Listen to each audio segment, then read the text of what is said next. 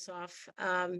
My name is Mariette DiChristina, and will come to me in a minute. First, I would like to introduce Gail Porter. And Gail and I have not had a chance to practice anything, so I hope you'll bear with us as we strive through to present a rapporteur's set of reflections on the events of today. So Gail retired in September 2020 as Director of Public Affairs for the National Institute of Standards and Technology after more than 40 years as a public relations manager, editor, and writer, communicating with the public about science and engineering research topics.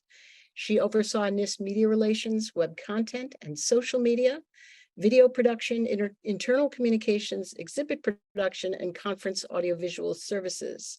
During a 33-year NIST career, she also served as editor of the lay language newsletters, NIST Tech Beat and NIST Technology at a Glance. And prior to joining NIST, she was the Director of News and Public Information for the National Academies. Gail, over to you. Hi, everyone. So I want to just say, yes, I retired in 2020, and I fully recommend it. It's great, and it's actually very freeing. Today, I talk for me only, not for NIST. So, and I want to tell you that I thank everyone for all the presentations. They were amazing, actually. And you'd think after 40 years I would know all this stuff, but I learned stuff just like if this is your first year in the field. I'm sure you learned a lot, and I learned a lot as well. So thank you to all the great presentations. So I'm going to do this sort of stream of consciousness rapporteur summary because that's the fastest way I could put it together. My journalism training from years ago tells me I need a lead, so I'll start with that and then give you some quotes to back it up, I hope. So what I heard today was that audiences determine our organization's fate. Audiences are critical to us.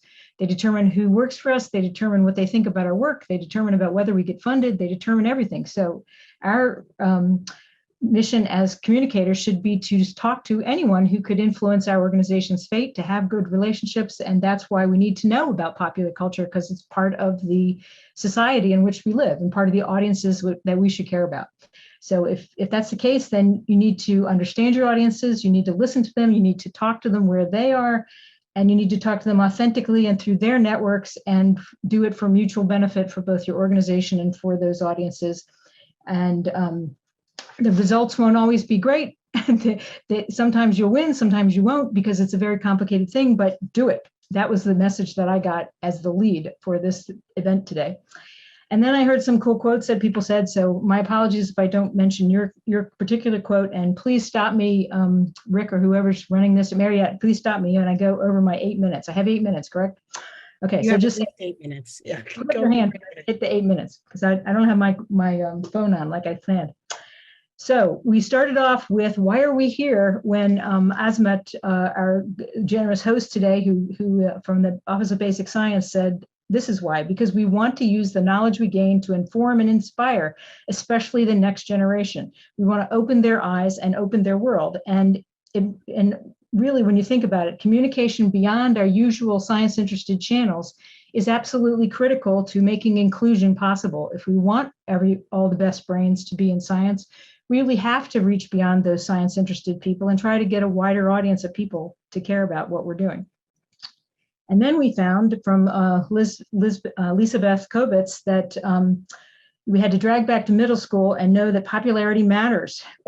And if we want to be popular and if we want to entertain and have people stop and listen to us who might not ordinarily do that, we have to be brief, we have to be human, we have to be simple, and we have to do it heroically. There has to be a story. And luckily for us, scientists do have to overcome great challenges in order to get things done. So that's the good news. And then you have to reach people where they are and where they're comfortable, according to Barbara Addy. If I say your name wrong, my apologies. And then Josh Shamat told us that when we have all these federal voices, whether you're in the university getting federal money or whether you're at an actual federal laboratory like NIST or DOE, if we add our voices together when we have the same message, that can be very powerful. That can elevate the whole thing, as Josh said. And also, according to Jillian King-Cargill at Argonne, why should NASA have all the fun? I know NIST was always very envious of NASA because public education is in their mission, and that gives them basically carte blanche to do amazing, cool things. And we've been trying to be more like NASA At least NIST has been trying to be more like NASA, and many of us on the phone today are also trying to do that on the online today. So, and let's ride the wave, whatever's waving, if it's in your space, don't try to be everything to everybody, but if it's in your space, then ride the wave and take advantage of those extra eyeballs that you wouldn't get otherwise. Another thing people said was it also has to be a balance between authentic and credible. Like you want to rush media out into the lab, but you want to still do it in a way that's credible, that represents your agency well. So don't go too far. And I love what James Maxwell said, that you always have to be ready. If you try to be ready when the wave happens, you won't be ready. When you're out there surfing, you get your board in the right spot. You have to get in the right spot. You have to know who you are. You have to know why you are. You have to know all those things in advance, as Maureen had just told us in great, very eloquent words. Do your audience research first. Audience map, know why, do it for a reason, do it strategically, don't just do it. And then the whole discussion about storytelling was very cool, about the fact that stories are inherently manipulative. Who knew? There's this issue between science and facts and stories, which tie it all together, which are very easy to remember, which do make it more real, and which make the human experience more enlightening and more livable. So don't forget story. It's always the way people will remember more of what you said. Oh my gosh, what did I just do? There you go. I got you back. I disappeared you on my screen. And if you want people to trust you, you're going to have to listen to them. You're going to have two-way communication. Even if in social media, only 10% of people are actually interacting, that other 90%, even if they're not interacting, you still have to listen and find ways to see what they think, so that you know if you're in the right place or not. You need to be you need to have brand clarity. If you, for example, are just using NIST because I know it, if NIST is about accuracy, then don't do things where you're going to be inaccurate. Do things that match your mission, do things that match your brand. And look for positive expectations, see violations. I love that. Where TSA, you expect them to be all stuffy, but really they use puns and they use all these wonderful things. They have great sense of humor there. I admire their social media as well. Know the context. Don't jump into a meme if you don't know what it's about. With great power comes great responsibility. Thank you, Spider-Man, said Michael Dahlstrom. So he's saying, story is how you take the world and you filter it so that you have an easier human experience, so that you are more likely to know how to react to the world.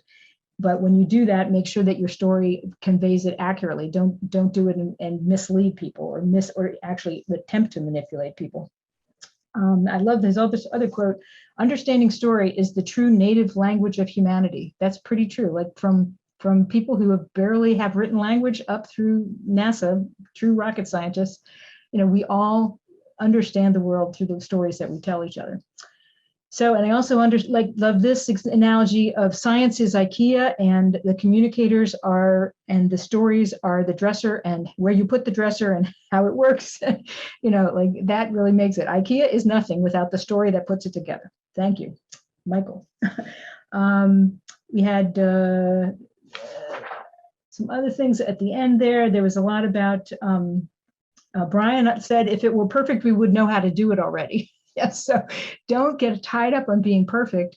Instead, I think what I heard people say was do your best to be authentic, do your best to be credible, and do your best to be true to the brand and the needs of your organization, and do it strategically. Think about it. And if we heard Rick say one thing, we've heard it say it 1,000 times, don't keep doing the same thing without testing it. Did it work or didn't it? And even if you can't take a survey because of OMB or somebody, then use other sources. We heard, find other sources who have researched and audience mapped, and use the best sources you can find. But don't continually do things unless you know that it's had some value to you or the organization. And then there was also about lots of dark matter days and how to use your calendar in order to understand your audience. Basically, the key there I got was know your peeps. Whoever your people are, know what they're looking for, and have at least some toeholds into that community so that you don't make mistakes. If you're talking to students, have a student review what you did. If you're talking to homemakers, make sure you don't give them recipes that they know are stupid. Like whoever you're talking to, you should be knowledgeable and not waste their time with bad information and also ruin your own reputation. And finally, the recurrent encouraging information I heard was that even if you are, if you understand popular culture, if you do your best to ride the wave, if you only use it where it's appropriate for your organization, if you use it in a good way, that can improve your reputation as scientists and as organizations and won't necessarily hurt your reputation, because many scientists I'm aware of are worried about that. They think that if they show that they're human, that they're not very, very scientific and colorful, that it will somehow hurt their reputation. And if there's research that shows that doesn't happen, that would be really valuable to some of us if we could be able to tell them that, because I've always found that scientists respond very well when you say, well, science communication research shows, da-da. And of course you have to be accurate when you say that. So I'd have to write it down before I would say it to somebody, make sure I got it right. So, and I also want to just say one thing that to brag a little teeny bit. In 2019, NIST had its own brush with popular culture on the topic of Stranger Things, strangely enough. And it was when one of our public affairs specialists, Ben Stein, who many of you may know, Ben found an error in a number that they used on Stranger Things. So he pointed it out to them, and it became like a little social media thing for a while. And it was amazing, and it was about accuracy. Yay! It was about exactly what we do in our agency, and it was very fun, and it did get us a little bump for a day, 5 minutes of fame. So even for a weights and measures group, you can do it. Okay, over to you. And now I'm going to introduce Mariette DiChristina, is the Dean of Boston University's College of Communications and a professor of the practice in journalism.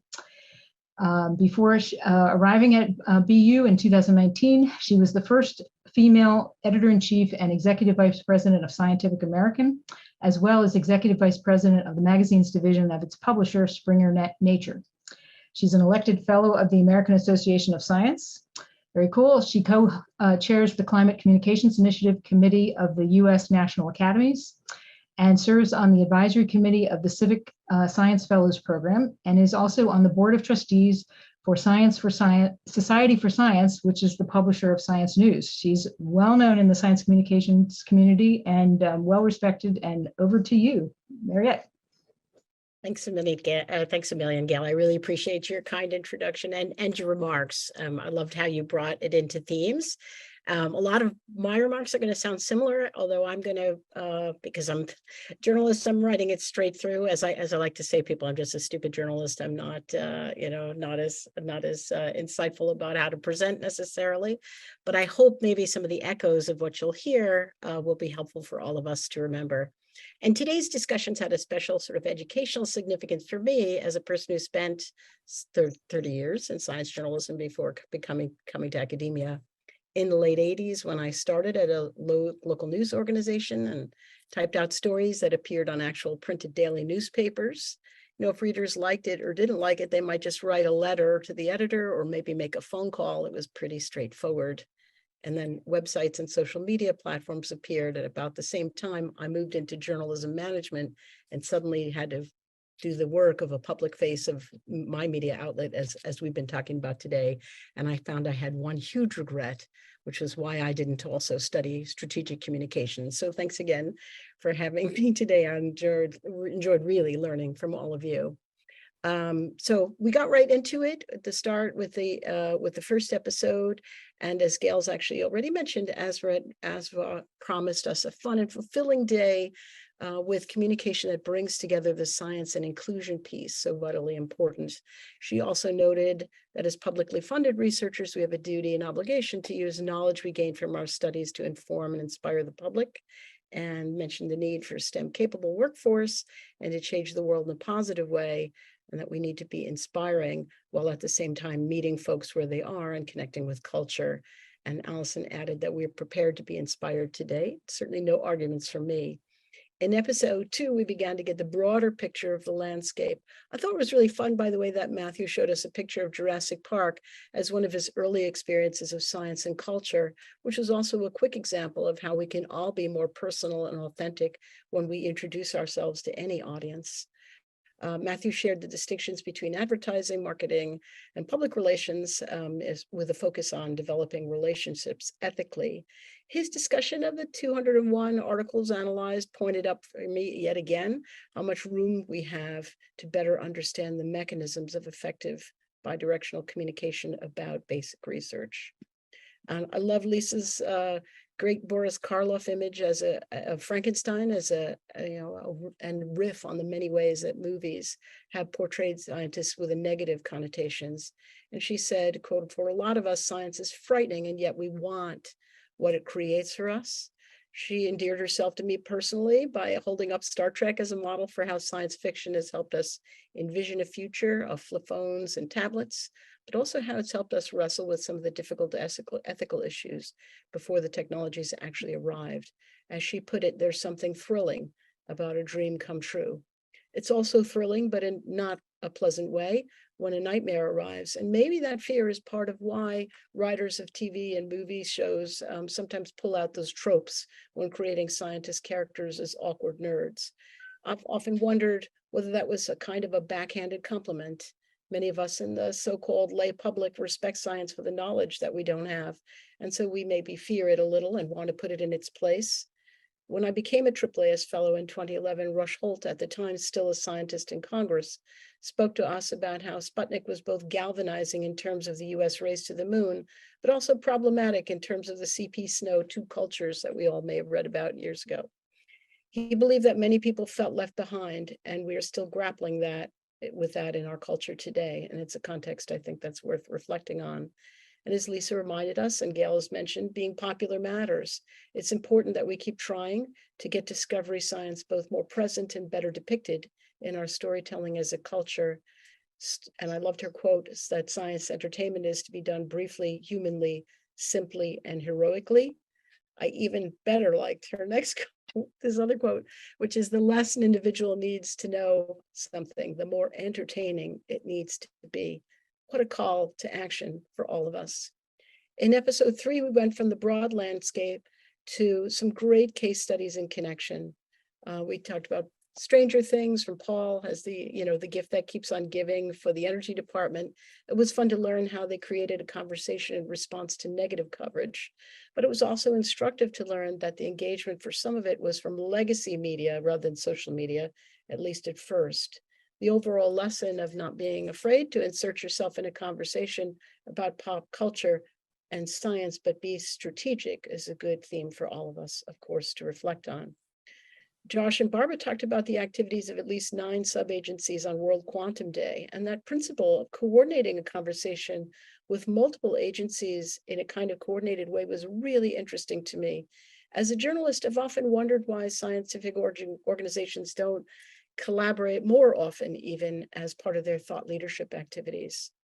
I appreciated Rick's question around this point in the chat, and I'm going to quote him, at least in part, where he asked about how, about for both Stranger Things and quantum case studies, how do we measure impact?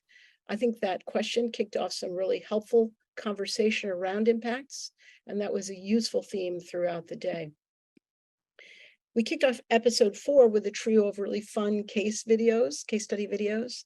They all practiced that show don't tell that we learned, engaging us by being clever and fun, another theme of the day. And I think everybody is going to always remember Jillian King Cardles providing us with a snappy overview, Ant-Man style. I was really jealous of that idea, Jillian. Great one. Real Science showed us how EMSL used The Last of Us about the zombie fungus and Stories Without Words.